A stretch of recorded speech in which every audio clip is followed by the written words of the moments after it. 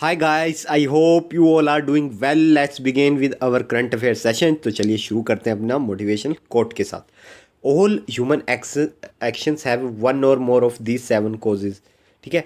तो जितने भी मतलब हमारे एक्शंस हैं ना, हम ह्यूमंस जो भी एक्शन करते हैं, ठीक है, हमारा कोई भी एक्शन हो, ठीक है, उन सारे एक्शन के पीछे ये 7 रीज़न में से कोई ना कोई एक रीज़न ज़रूर होता है. ठीक है. और वो 7 रीज़न क्या है? या तो चांस होगा वहाँ पे, या तो नेचर होगा, मतलब नेचुरल होगा, या कंपल्शन होगी, कोई ज़रूरत होगी, हैबिट होगी, हमारी कोई आदत होगी उस एक्शन के पीछे, या कोई रीज़न होगा उसका चीज़ को करने के लिए, ठीक है, जो भी हमने एक्शन लिया है, या हमारा पैशन होगा वहाँ पे, ठीक है, या हमारी डिज़ायर होगी. तो इन 7 चीज़ों के बाहर हमारे कभी भी जो एक्शन होगा ना, इन 7 चीज़ों के बाहर नहीं जाता. ठीक है. तो ये चीज़ आपको ध्यान रखनी है कि आपको कोई भी एक्शन होगा ना इस टाइम, ठीक है, तो आप अभी करंट अफेयर सेशन देख रहे हैं, ठीक है, ये आपकी कंपल्शन है. ठीक है. कईयों की हैबिट हो सकती है, कईयों की कंपल्शन हो सकती है कि हाँ करंट अफेयर देखेंगे, तो नीड है आपकी, ठीक है, आपको एग्ज़ाम में बैठना है, आपको क्लियर करना है. और कईयों की हैबिट हो कि हाँ मुझे जनरली अपडेट रहना है. ठीक है. तो वही ना कि आप खुद को ऑब्जर्व कीजिएगा आज इस करंट अफेयर सेशन के बाद कि हाँ जो मेरे एक्शन है क्या वो इन 7 चीज़ों के बीच रहते हैं. तो आप फाइंड करेंगे कि हाँ जनरली हमारे जो भी एक्शन है वो इन 7 चीज़ों के अंडर रहते हैं. ठीक है. चलिए अब बढ़ते हैं आगे. आपको बताना है कि कौन से कंट्री के लीडर को बुलाया गया है फ्रांस में on 14 July to attend this year best Bastille day parade as a guest of honour in Paris. तो वो और कोई नहीं, वो इंडिया के honourable prime minister Narendra Modi ji को बुलाया गया है. ठीक है. Prime minister Narendra Modi will visit France on the 14 July to attend this year Bastille day parade. इसे हम बेस्टाइल डे परेड भी कह सकते हैं, या फ्रेंच नेशनल डे. जैसे इंडिया में 26 जनवरी होता है, वैसे इनके यहाँ पे मनाया जाता है फ्रेंच नेशनल डे. तो प्राइम मिनिस्टर मोदी जी को वहाँ पे गेस्ट ऑफ ऑनर के तौर पे बुलाया गया है पेरिस में. ठीक है. और जुलाई 14 को जाएंगे ये भी. ठीक है. तो मिस्टर मोदी जी ने कहा कि he is looking forward to celebrating July 14. और जुलाई 14 को एक और मतलब उस इस साल एक और चीज़ है कि इंडिया फ्रांस सेलिब्रेट कर रहे हैं अपना स्ट्रेटेजिक पार्टनरशिप. ठीक है. विद प्रेसिडेंट ऑफ फ्रांस कौन है? Emmanuel Macron. ठीक है. इस बार इस साल 25th एनिवर्सरी भी है इंडिया फ्रांस स्ट्रेटेजिक पार्टनरशिप की. ठीक है. और जैसे कि आपको पता है कि 26 जनवरी में कोई भी अगर स्पेशल गेस्ट आता है, कोई कंट्री आती है, तो उसका कंटिजेंट भी 26 जनवरी की परेड में चलता है. सेम वैसे ही इंडियन आर्म फोर्सेस का कंटिजेंट भी पार्टिसिपेट करने वाला है फ्रांस में. ठीक है. इतनी चीज़ ध्यान रखेंगे. और फ्रांस की कैपिटल क्या है? पेरिस. एरिया आप देख सकते हैं. ठीक है. और पॉपुलेशन की बात करें तो रफली 6.7 मतलब 7 करोड़ के आसपास होगी अभी, है ना. इतनी कम पॉपुलेशन है, ज़्यादा नहीं है. और काफ़ी डेवलप कंट्री है पेरिस, फ्रांस. ठीक है. आप देख सकते हैं इसके साइड में स्पेन, स्विट्ज़रलैंड, जर्मनी, है ना, ऐसी मतलब डेवलप कंट्रीज़. ठीक है. चलिए बढ़ते हैं आगे. आपको बताना है कि कौन सी ऑर्गेनाइजेशन ने डिक्लेयर कर दिया कि अब कोविड-19 कोई भी ग्लोबल हेल्थ इमरजेंसी नहीं रही है. पहले थी ग्लोबल हेल्थ इमरजेंसी, अब नहीं है. तो ये डिक्लेयर करा है, शायद आपको लग ही गया होता, WHO ने. ठीक है. वर्ल्ड हेल्थ ऑर्गेनाइजेशन ने.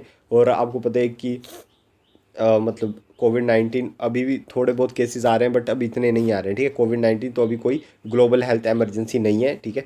और international health regulation emergency committee ने डिस्कस किया है. ये कमेटी काफ़ी इंपॉर्टेंट है जो मैंने हाईलाइट के लिए. WHO international health regulation emergency committee, इन्होंने डिस्कस किया कि पैंडेमिक जो इनकी 15 मीटिंग हुई ऑन कोविड-19, तो इन्होंने देखा कि और कि अब कोविड-19 कोई भी इमरजेंसी नहीं है रही है. ठीक है. और WHO के जो डायरेक्टर जनरल है वो डॉक्टर टेड्रोस. ठीक है. तो इन्होंने डिक्लेयर कर दिया कि public health emergency of international concern should and. तो अभी एंड हो चुकी है. ठीक है. और इस ऑर्गेनाइजेशन ने डिक्लेयर करा था corona virus outbreak to be public health emergency. कब करी थी? जनवरी 2020 में करी थी. ठीक है.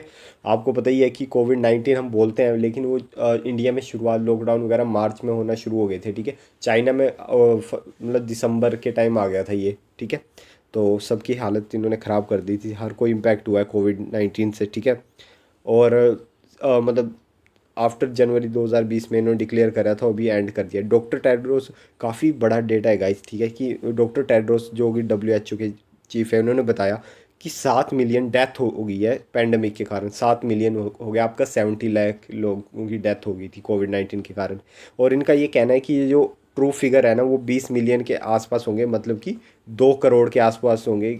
3 गुना की ऑफिशियल डाटा है. और सही भी कह रहे हैं ऑफिशियल डाटा कंट्रीज से लिया होगा, जो अनऑफिशियल जो बहुत चीज़ें रिकॉर्ड भी नहीं होती है, ठीक है, हर चीज़ रिकॉर्ड करना पॉसिबल भी नहीं हो पाता, ठीक है, कोई गांव है, कोई ऐसी जगह है, मतलब नहीं लग पाता पता, या सिटीज़ में भी।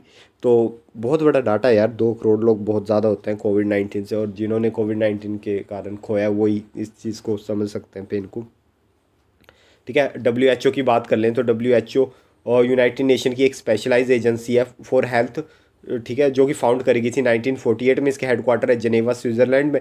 194 मेंबर स्टेट हैं इसके, 150 कंट्रीज़ में ऑफिसेज हैं और 6 रीजनल ऑफिसेज हैं। और ये इंटर गवर्नमेंटल ऑर्गेनाइजेशन है जो वर्क करती है डिफरेंट कंट्री की मिनिस्ट्री ऑफ हेल्थ के साथ, ठीक है। तो इतनी चीज़ आपको ध्यान रखनी है डब्ल्यू एच ओ के बारे में। और इसने फंक्शन करना कब शुरू किया था? अप्रैल 7 1948 को फंक्शन करना शुरू किया था, और अप्रैल 7 को ही वर्ल्ड हेल्थ डे मनाया जाता है। तो आपके लिए ये याद करना इजी होगा कि वर्ल्ड हेल्थ डे कब मनाया जाता है, जिस दिन डब्ल्यू एच ओ का फाउंडेशन डे होता है, अप्रैल 7 1948 को, ठीक है, जब था, ठीक है। तो अप्रैल 7 याद रखिएगा, ठीक है। और इंडिया का मेंबर बना इसका, तो 12 जनवरी 1948 को इंडिया मेंबर बन गया था, ठीक है। अब आप बोलेंगे कि मतलब इंडिया इसका पहली पार्ट बन गया और ये तो बाद में, हाँ, तो ऑर्गेनाइजेशन पहले बन जाती है, फिर पार्ट वगैरह उनके बन जाते हैं, फिर उसके बाद वो ऑफिशियली काम करना शुरू करती है, ठीक है। और इसका जो रीजनल ऑफिस है इंडिया में वो है, मतलब साउथ ईस्ट एशिया में जो इसका रीजनल ऑफिस है वो कहाँ पे है? वो न्यू दिल्ली में। हमने डिस्कस करना 6 रीजनल ऑफिस है, तो उसमें से एक न्यू दिल्ली में ही है, ठीक है, तो ये भी ध्यान रखिएगा। आपको बताना है कि 1 मिलियन पोलियो की वैक्सीन को डिस्ट्रॉय कर दिया गया है यूनिसेफ के डाटा के अकॉर्डिंग। ये कौन सी कंट्री में? तो ये हो रहा है सूडान में, ठीक है। आपको पता है कि सूडान में कितने क्राइसिस है, वहाँ से 38 इंडियन को हमने अंडर ऑपरेशन कावेरी के अंडर वापस ले आया दिया है सेफली, ठीक है, ठीक है। तो ये भी ध्यान रखिएगा, ऑपरेशन कावेरी शायद आपसे पूछ लें, ठीक है। तो यूनाइटेड नेशन चिल्ड्रन एजेंसी, ठीक है, यूनिसेफ ने बताया कि रूटर्स जो एक मतलब न्यूज़ आउटलेट है, तो उन्हें बताया था last Friday that 1 million polio vaccine को, ठीक है, मतलब डिस्ट्रॉय कर दिया गया।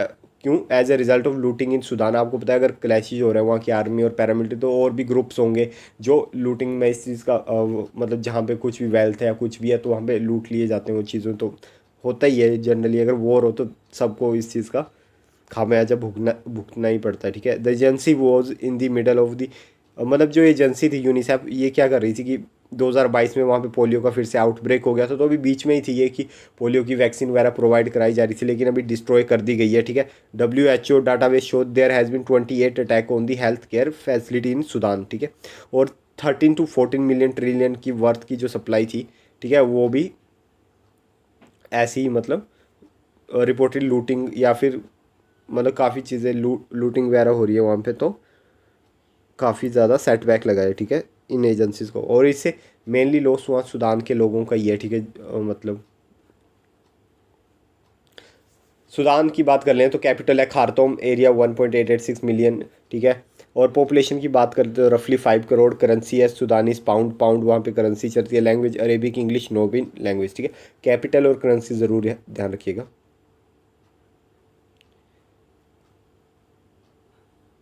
देखिए सूडान की कैपिटल है खार्तूम, और हमारे इंडिया ने कौन सा ऑपरेशन लॉन्च किया था? कावेरी, तो के से आप याद रख सकते हैं, ठीक है।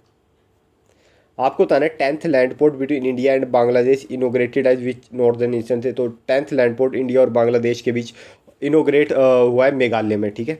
तो inaugurated at Dawki in Meghalaya by the state minister for home affairs Nityanand Rai, इन्होंने इनोग्रेट किया है। जो दवकी लैंड पोर्ट है ना, ये सिचुएटेड है कहाँ पे? About 84 kilometre away from the Meghalaya capital Shillong. और बांग्लादेश की बात करें तो इट फेसिस ताम्बली इन शेलेट डिस्ट्रिक्ट, तो उस साइड को ये है, ठीक है, 10th लैंड पोर्ट। तो आप देख सकते हैं, ठीक है। चलिए बढ़ते हैं आगे। आपको बताना है कौन सी कंट्री ने लॉन्च करा है large scale disarmament plan to remove hundred of thousand of gun from the country. तो अभी ये सर्बिया में लॉन्च हुआ है। सर्बिया कहना है कि वो जितनी भी वहाँ के प्रेजेंट कहने जितनी भी गन्स है वो रिमूव कर देंगे वहाँ पे, क्योंकि वहाँ पे मास लेवल के बार बार शूटिंग के केसेस आ रहे हैं, ठीक है। कभी स्कूल में शूटिंग हो रही है, कभी नॉर्मल, तो वहाँ पे लोगों के पास गन्स वगैरह है। मतलब आपने देखा है यूएसए में भी स्कूल शूटिंग होती है कुछ भी, ठीक है। तो उन चीज़ों को देखते हुए सर्बिया में बैक टू बैक केसेस आ रहे थे, तो उस चीज़ को देखे सर्बिया के प्रेजेंट एलेक्स वेंडर ने, ठीक है, एलेक्जेंडर ने कहा है कि जितने भी मतलब लार्ज स्केल डिसआर्मामेंट प्लान अभी लेके आएंगे और रिमूव कर देंगे जितनी भी गन्स हैं इनकी कंट्री में, ठीक है, क्योंकि मास शूटिंग हो रही है बार बार बाल्कन कंट्रीज़ में, ठीक है। तो इतनी चीज़ आपको ध्यान रखनी है। सर्बिया की बात कर ले तो कैपिटल हो जाती है बेलग्रेड, करेंसी सर्बियन दिनार, वहाँ पे दिनार चलती है, ठीक है। ये मत सोचिएगा सर्बिया में मतलब वो चलता है, ठीक है, यूएसए की करेंसी दिनार चलता है, ठीक है। और प्राइम मिनिस्टर एना है, ठीक है, यहाँ पे। और प्रेसिडेंट मैंने आपको बता ही दिया, ठीक है। पॉपुलेशन बहुत कम पॉपुलेशन है, 1 करोड़ से भी कम की पॉपुलेशन है, 68 लाख, ठीक है। तो और ऑफिशियल लैंग्वेज सर्बियन वहाँ पे बोली जाती है। और सर्बिया से एक और प्लेयर है नोवाक जोकोविच, ठीक है, आपको पता ही होगा टेनिस के इतने बड़े प्लेयर है ना। तो ये आप देख सक सॉरी ये मैप थोड़ा गलत लग गया, ठीक है। आपको बताना है 12th meeting of India Russia joint working group on counter terrorism held in, तो ये कहाँ पे हुई है, तो ये हुई है आपकी मॉस्को में, India Russia joint working group का मीटिंग ऑन काउंटर टेररिज्म, ठीक है। इतनी चीज़ ध्यान रखनी है, और तो कुछ ऐसा ध्यान रखने वाली नहीं है। ये रहा रशिया, और आपको पता है रशिया यूक्रेन की तो कब से कॉन्फ्लिक्ट चल रही है, और रशिया की कैपिटल है मॉस्को, और यूक्रेन की कौन सी कैपिटल है, कीव, ठीक है। इतनी चीज़ ध्यान रखनी है।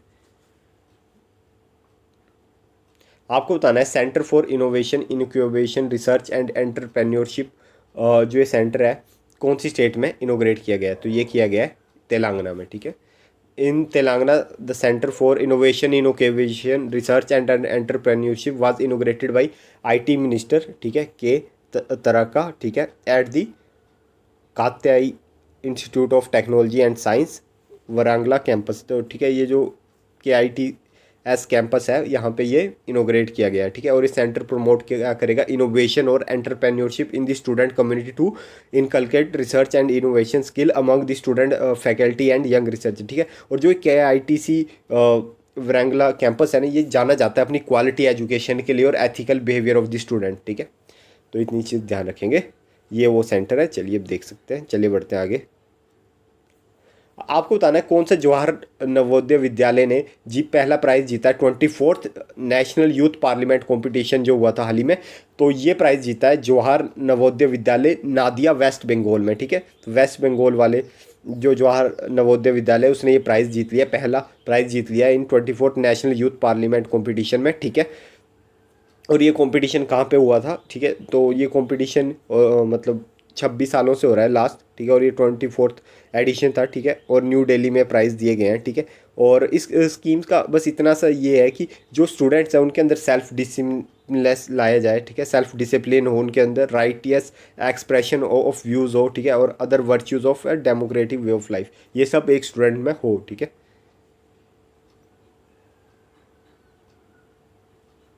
आपको बताना है जेवलिन थ्रोअर नीरज चोपड़ा ने दोहा में डायमंड लीग का टाइटल जीत लिया, ठीक है। तो आपको बताना है उनकी बेस्ट थ्रो क्या रही थी, ठीक है। उन्होंने वैसे अपने पहली अटैम्प्ट में अपनी बेस्ट थ्रो करी थी, तो उनकी बेस्ट थ्रो थी 88.67 मीटर, और उन्होंने ये अवार्ड जीत लिया है, ठीक है। तो नीरज चोपड़ा मतलब अभी 25 ईयर ओल्ड हैं, और मतलब कमाल के प्लेयर हैं, बहुत ज़्यादा कमाल के प्लेयर हैं, ठीक है। और अभी उम्मीद है कि जो नेक्स्ट ओलंपिक में वो ही जीतें, ठीक है, और उससे नेक्स्ट भी वही जीतें, ठीक है, इंडिया के लिए वो फिर से गोल्ड लाए, ठीक है। नीरज चोपड़ा बहुत बेहतरीन प्लेयर है, ठीक है, और इंडिया के लिए डिफरेंट डिफरेंट जगहों पे मेडल्स पे इन्होंने बरसात कर दिया, ठीक है। प्राइम मिनिस्टर नरेंद्र मोदी जी ने भी कॉन्ग्रेचुलेट किया Olympic champion javelin throw Neeraj Chopra को for his 88.67 metre javelin throw at Doha diamond league. तो दोहा डायमंड लीग में इन्होंने 88.67 मीटर की थ्रो करी, ठीक है, और ये इन्होंने अपने पहले अटैम्प्ट में करी और ये जीत लिया, ठीक है। और इनकी करियर की 4th बेस्ट एफर्ट था, ठीक है। और इसके अलावा जो सेकंड प्लेस पे आए हैं वो आए हैं चेक रिपब्लिक के वेडलेक, ठीक है, और ग्रैंडरा पीटर थर्ड आए हैं, ठीक है। तो नीरज चोपड़ा फर्स्ट आए हैं, ठीक है। और नीरज चोपड़ा, ठीक है, लास्ट ईयर भी 25 ईयर ओल्ड, और Neeraj Chopra become the last year भी ये डायमंड लीग हुई थी, ठीक है। तो ये स्विट्ज़रलैंड में हुई थी, ज्यूरिख स्विट्ज़रलैंड में, उस टाइम भी नीरज चोपड़ा ही जीते थे इसमें, ठीक है। तो ये भी ध्यान रखिएगा कि अभी सितंबर का है, तो लास्ट 5-6 महीने का करंट अफेयर पूछ लेते हैं अगर अभी आपके रिसेंटली कोई एग्ज़ाम है, तो ये भी ध्यान रखिएगा कि वो उस टाइम भी वो फर्स्ट इंडियन एथलीट बने थे जिन्होंने to be crowned as diamond league championship by winning the grand final in Zurich Switzerland, ठीक है, लास्ट सितंबर में हुआ था, ठीक है। और आपको पता है टोक्यो 2020 में भी उन्होंने जीता ही था, ठीक है, चैंपियनशिप। चोपड़ा बिकम दी ये फर्स्ट इंडियन बने थे to win a diamond league event in Lausanne, ठीक है। देखिए इन स्विट्ज़रलैंड में पहले इंडियन बने जिन्होंने ये जीती, ठीक है, लोसान में पहले ये बने, ठीक है। और अभी जो ये यहाँ पे भी ये फर्स्ट इंडियन है जो इन्होंने जीत लिया, ठीक है। तो ये लुसान वाली अगस्त में हुई थी, फिर उसके बाद डायमंड लीग आपकी सितंबर में हुई, वो भी नीरज चोपड़ा ने जीती, ठीक है। And better his national javelin record at the Stockholm diamond league in June. तो जून में इन्होंने अपना बेस्ट थ्रो दिया था 89.94 मीटर का थ्रो, ठीक है। और diamond league is annual series, मतलब पूरी साल चलती है, एनुअल सीरीज़ होती है, ठीक है। तो ये इस साल का पहला मैच था, ठीक है, जो नीरज चोपड़ा ने जीत लिया। इसके बाद जो इसकी कंपटीशन होगी, ठीक है, वो डिफरेंट डिफरेंट जगह होगी। जो इसका लास्ट मैच होगा वो सितंबर में होगा, और इस बार वो कहाँ पे होगा, यूगेन यूएसए की में होगा, ठीक है। तो इतनी सी बात ध्यान रखनी है। ये आप देख सकते हैं, ठीक है, दोहा वाली जीत लिया, और फाइनल सितंबर में होगी। तो ये पूरी साल लीग चलती है, तो फाइनली मतलब नीरज चोपड़ा उसमें भी मेडल लेके आएंगे, ठीक है। चलिए बढ़ते हैं आगे।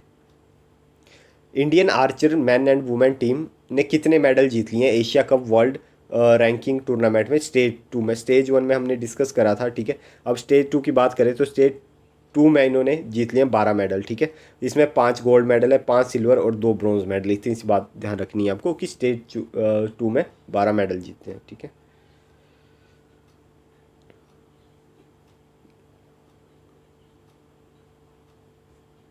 आपको बताना है कौन सी स्टेट ऑर्गेनाइज कर रही है third edition of Khelo India university game 2022, ठीक है। 2022 ये एडिशन है, लेकिन और 2023 में रहा है, ठीक है।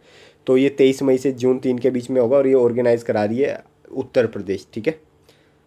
सीएम योगी जी पूरा ऑर्गेनाइज करवा रहे हैं, ठीक है।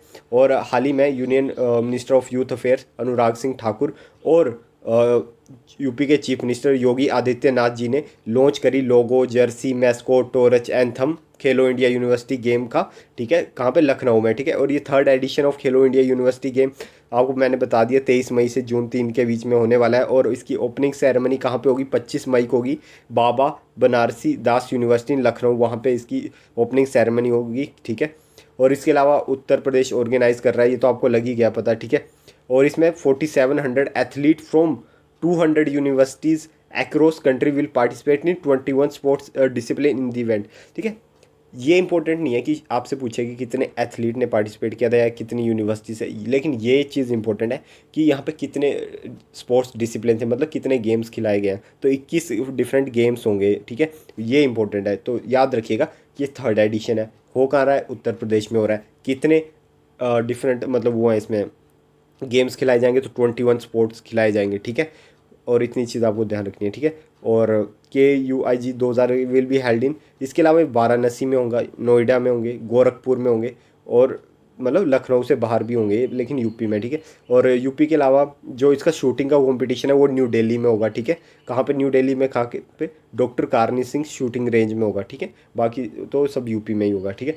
और पहली बार है, ये आपसे क्वेश्चन बन सकता है कि मतलब कितनी गेम्स है, या फिर पूछ सकते हैं कि पहली बार खेलो इंडिया यूथ गेम में कौन सी गेम को इंक्लूड किया गया है। तो for the first time water sports such as rowing, rowing एक वाटर स्पोर्ट होता है, तो उसे भी खेलो इंडिया यूनिवर्सिटी गेम में इस बार इंक्लूड किया गया है। तो ये प्लीज़ ध्यान रखिएगा कि रोइंग को भी इस बार इंक्लूड किया गया है। और जैसे 2 इंडिजीनियस गेम है, ठीक है, एक का नाम है मालखम्ब और दूसरे का नाम है योगासना, ठीक है। तो ये जो गेम्स है ना, मतलब इंडिजीनियसली गेम है, मतलब लोकली खेली जाती है, तो ये भी इंक्लूड करी गई है। और ये लास्ट बार भी इंक्लूड करी गई थी। आपसे पूछ सकते हैं इन दोनों में से कौन सी वो इंडिजीनियसली गेम है जो इंक्लूड करी गई थी। तो आप प्लीज़ ध्यान रखिए, मालखम्ब और योगासना, ये 2 गेम्स हैं, ठीक है। जो ये लास्ट टाइम जो खेलो इंडिया यूनिवर्सिटी गेम हुई थी कर्नाटका में, वहाँ पे भी इंक्लूडेड थी, और इस बार भी इंक्लूडेड है ये गेम्स। तो इन चीज़ों का ध्यान रखिएगा, ठीक है, जो इंपॉर्टेंट की पॉइंट है।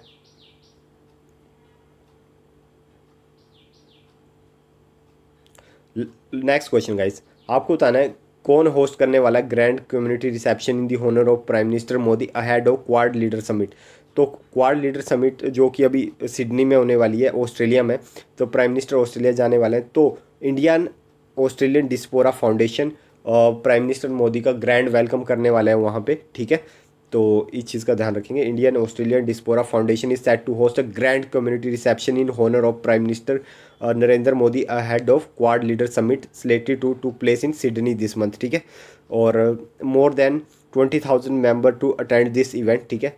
और 300 more than 300 diaspora organisation from various social, culture, linguistic, business, professional and religious background have registered to become welcome partner for this reception, ठीक है।